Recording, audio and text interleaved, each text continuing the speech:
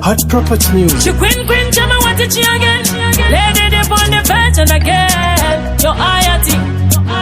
Wanoti kunaka kwa murume kuri muomwe. Asini na yetuonera na pamwe. Waka wanda vanurwazi wakuona tili pamwe. Anoda kundifurira kuti ndimurame. Asi wangu ndo muda inini ndo muda kadaro. Choro vaka nyomba pari ndine naro.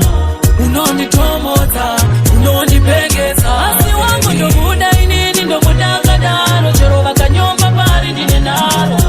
Unonditomoza, unondipegeza.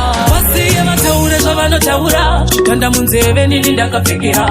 Mumwe wangu nini ndakaperera. Kudanana niwe nini ndakashipira. Anzi irombera. Dokumbira kufunza makwana pa. Kunzo achitukwa maiwezha.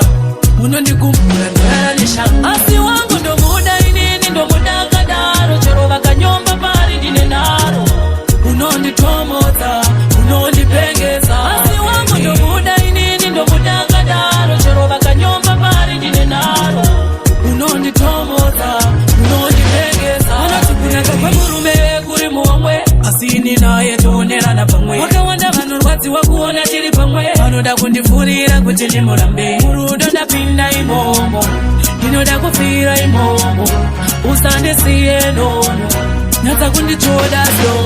Asi wangu ndo muda inini ndo muda kadaro. Chero vakanyomba pari ndine naro. Unonditomoza, unondipengeza. Asi wangu ndo muda inini ndo muda kadaro. Chero vakanyomba pari ndine naro. Unonditomoza, unondipengeza. Wasiye mataure shavano taura. Kanda munzeve nini ndakafikira. Mumwe wangu nini ndakaperera. Kudanana niwe nini ndakashipira. Anzi irombera. Dokumbira kufunza makwana papi. Kunzo achitukwa maiwezha. Munondikumbura ndaranisha. Asi wangu ndo muda inini ndo muda